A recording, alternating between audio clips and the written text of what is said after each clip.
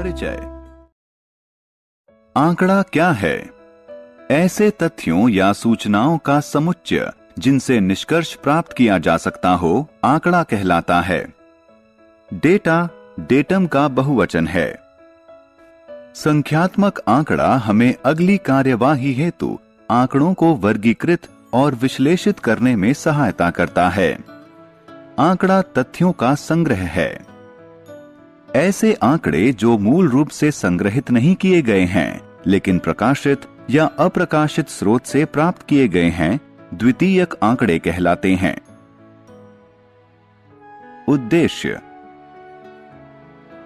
इस पाठ के अंत में आप निम्न करने में सक्षम हो जाएंगे: आंकड़ों और इसके प्रकारों की पहचान करना, वर्ग अंतरालों और इसके प्रकारों की पहचान करना, आयत चित्र को हल करना, वृत्त रेखा चित्र को हल करना, प्रायिकता को हल करना।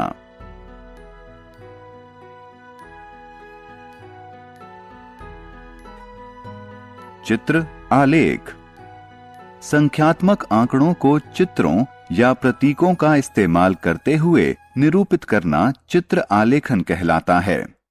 चित्र आलेखों को पढ़ना भारी आंकड़ों को व्यक्त करना तो आसान है, लेकिन इनके माध्यम से सही मान नहीं व्यक्त किया जा सकता।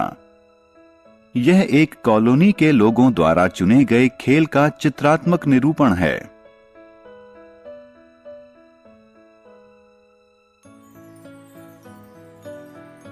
स्तंभ आलेख। स्तंभ आलेख आंकड़ों के आलेखीय निरूपण का एक और स्वरूप है, जो स्तंभों की लंबाई के अनुसार आंकड़ों की मात्रा दर्शाता है। ये स्तंभ क्षैतिजिक या ऊर्ध्वाधर यानी अभिलंबवत हो सकते हैं।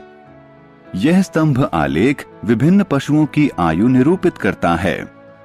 इस स्तंभ आलेख से हम पशुओं की आयु प्राप्त कर सकते हैं।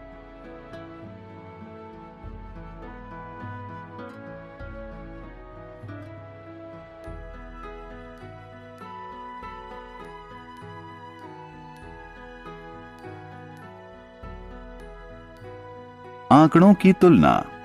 हम एक स्तंभ आलेख में आंकड़ों के दो समुच्चय निरूपित कर सकते हैं। यह स्तंभ आलेख वर्ष 2006 के साथ साथ 2007 का भी औसत मासिक व्यय प्रदर्शित करता है। इस प्रकार का स्तंभ आलेख उभय स्तंभ आलेख कहलाता है। हम इस उभय स्तंभ आलेख का इस्तेमाल करके आंकड़ों के दो समुच्चयों की तुलना कर सकते हैं।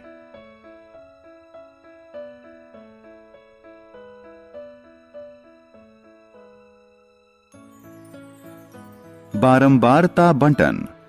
आंकड़ों के प्रकार। कच्चे या अपरिष्कृत आंकड़े। कच्चे या अपरिष्कृत आंकड़े प्रारंभिक प्रेक्षणों का संग्रहण होते हैं, जो अव्यवस्थित होता है। इस प्रकार की सूचना हम सर्वेक्षण के दौरान प्राप्त करते हैं। इसे दो प्रकार से वर्गीकृत किया जा सकता है: 1. असतत आंकड़े। 2. सतत आंकड़े। असतत आंकड़े। इस प्रकार के आंकड़े बहुत शुद्ध रूप से पूर्ण संख्याओं में मापे जा सकते हैं। किसी परिवार में बच्चों की संख्या और जूतों के आमाप असतत आंकड़ों के उदाहरण हैं। सतत आंकड़े। इस प्रकार के आंकड़ों में दो पूर्णांकों के मध्य का कोई भी मान हो सकता है, अर्थात इन्हें पूर्ण रूप से सही नहीं मापा जा सकता। इनमें कुछ ना कुछ त्रुटि सदैव होगी। किसी कक्षा के छात्रों का भार व किसी नगर का तापमान सतत आंकड़ों के उदाहरण हैं।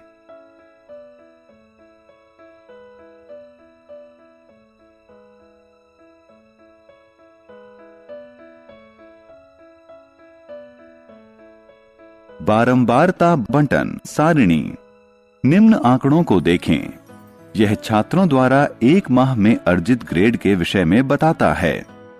इस आंकड़े से हम छात्रों द्वारा अर्जित केवल एक माह की ग्रेड के विषय में जानकारी प्राप्त कर सकते हैं। आइए निम्नानुसार सारणी बनाएं। यह सारणी दिए गए आंकड़ों को स्पष्ट रूप से दर्शाती है। इस सारणी से हम प्रत्येक ग्रेड में छात्रों की संख्या के बारे में जानकारी प्राप्त कर सकते हैं।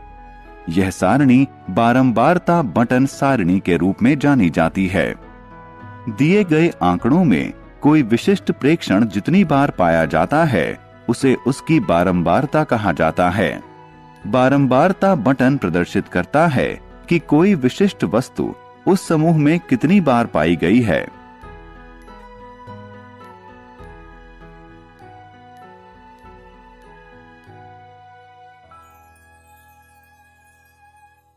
वर्ग अंतरालों के इस्तेमाल वाली बारंबारता बंटन सारिणी। उदाहरण, एक कक्षा के 30 छात्रों द्वारा गणित के प्राप्तांक निम्न में दिए गए हैं। आंकड़ों को वर्ग अंतराल में समूहित करने से पहले निम्न बिंदुओं पर गौर करना आवश्यक है। 1. जब आप आंकड़ों को वर्ग अंतरालों में समूहित करें तो बटन की परास यानी रेंज सर्वाधिक महत्वपूर्ण है। उच्चतम व न्यूनतम प्रेक्षणों का अंतर ज्ञात करें।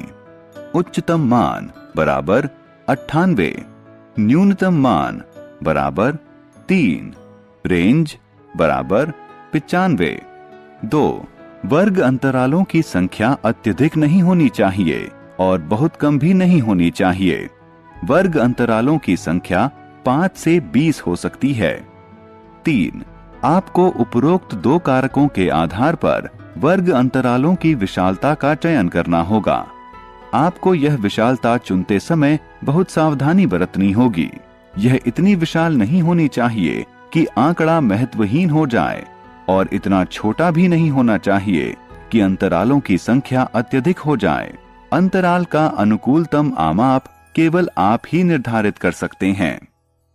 1. वर्ग अंतराल के बाईं ओर की संख्या वर्ग की निम्न सीमा कहलाती है और दाईं ओर की संख्या वर्ग की उच्च सीमा कहलाती है। 2. दो सीमाओं के मध्य अंतर अंतराल की विशालता या वर्ग आमाप होता है। 3. प्रत्येक वर्ग अंतराल के मध्य का मान इसका वर्ग चिन्ह कहलाता है। इसे निम्न व उच्च वर्ग सीमाओं को जोड़कर उसके योग को 2 से भाग देकर प्राप्त किया जा सकता है। उदाहरण के लिए मान लें कि अंतराल 20 से 40 है। अंतराल की निम्न सीमा 20, अंतराल की उच्च सीमा बराबर 40। वर्ग चिन्ह बराबर 20 जमा 40 भाग 2 बराबर 60 भाग 2 बराबर 30। सारणी में देखकर हमें निम्न सूचना प्राप्त हो सकती है। 1. 50 से कम प्राप्तांक वाले छात्रों की संख्या। 2. उत्तीर्ण छात्रों की संख्या। 3.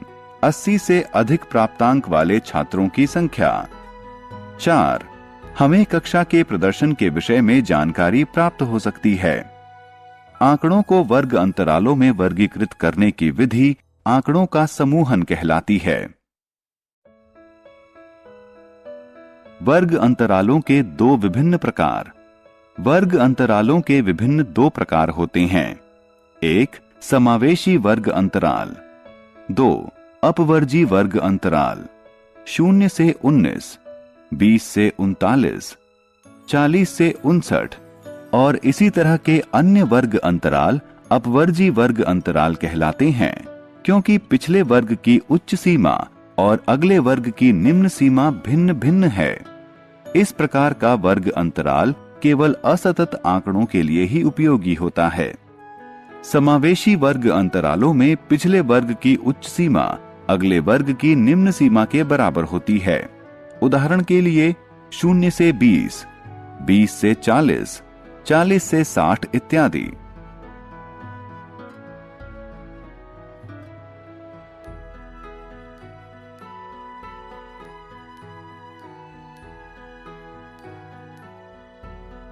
आयत चित्र। आयत चित्र सतत चर के बारंबारता बटन का आलेखीय निरूपण है। आयत इस प्रकार निर्मित किए जाते हैं कि उनके आधार रेखीय पैमाने पर विभिन्न अंतरालों को निरूपित कर रहे हों और उनकी ऊंचाइयां प्रत्येक अंतराल में मानों की बारंबारता के समानुपाती हों।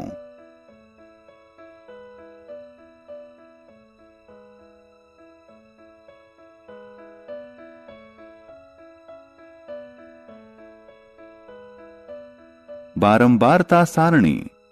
उदाहरण, निम्न में बारंबारता सारणी और उससे संबंधित आयत चित्र दिया गया है, जिसमें एक कारखाने के कर्मचारियों की संख्या उनके वेतन के आधार पर दर्शाई गई है। समाधान, बारंबारता सारणी में कारखाने के 100 कर्मचारी उनकी आय स्तर के अनुसार दर्शाए गए हैं। यदि आप उपरोक्त आयत चित्र को ध्यान से देखें तो आप पाएंगे कि एक आयत चित्र स्तंभ आलेख जैसा दिखता है, लेकिन उसमें एक स्तंभ और दूसरे स्तंभ के मध्य कोई रिक्त स्थान नहीं है। 2. आयत चित्र का एक शीर्षक है। 3. एक्स अक्ष पर समूहित आंकड़े के वर्ग अंतराल दर्शाए गए हैं। बटन में जो भी दर्शाया गया है उसे नीचे लिखा भी गया है। 4. वाई अक्ष पर प्रत्येक वर्ग अंतराल के लिए बारंबारताएं दर्शाई गई हैं। 5. दोनों अक्षों पर उपयुक्त पैमाने लिए गए हैं। 6. निर्मित आयतों की ऊंचाइयां उनके वर्गों की बारंबारता के समानुपाती हैं।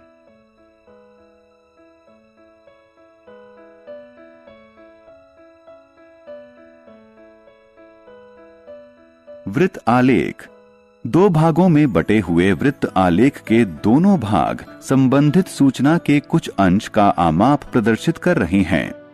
वृत्त आलेखों का उपयोग उन अंशों के आमाप को प्रदर्शित करने के लिए किया जाता है जो समष्टि का निर्माण करते हैं। वृत्त आलेखों को पाई आलेख के रूप में भी जाना जाता है।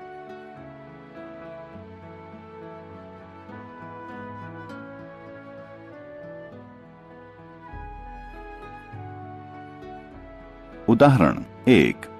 एक स्कूल के छात्रों के पसंदीदा रंग निम्न सारणी में दिए गए हैं।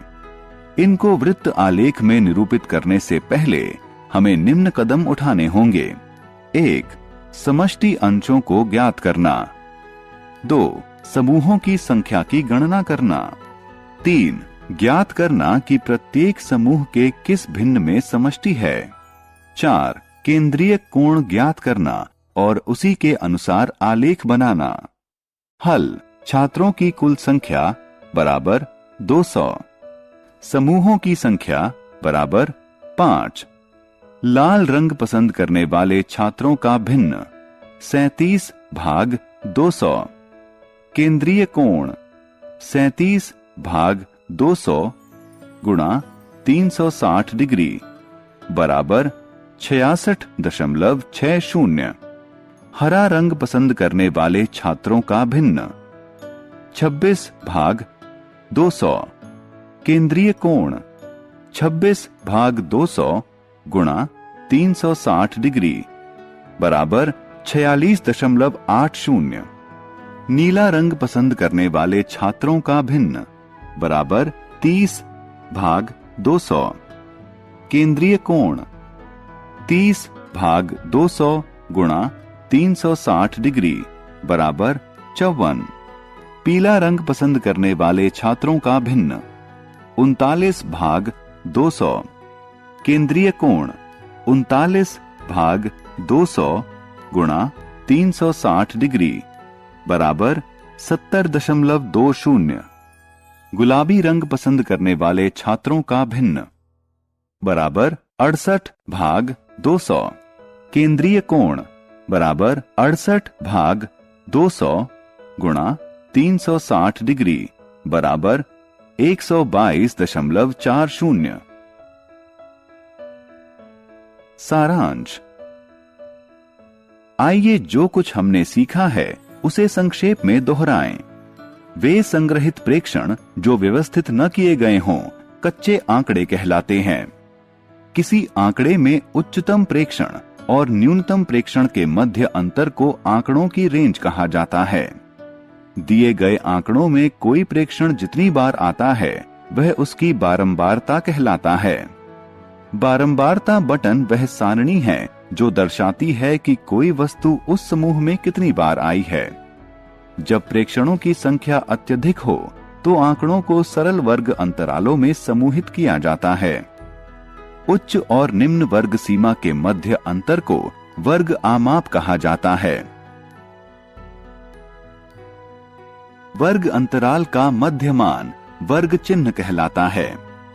वर्ग अंतराल संग्रहित आंकड़ों के प्रकार पर निर्भर करते हुए या तो समावेशी वर्ग अंतराल हो सकते हैं या अपवर्जी वर्ग अंतराल हो सकते हैं। आयत चित्र समूहित आंकड़ों का आलेखीय निरूपण होता है।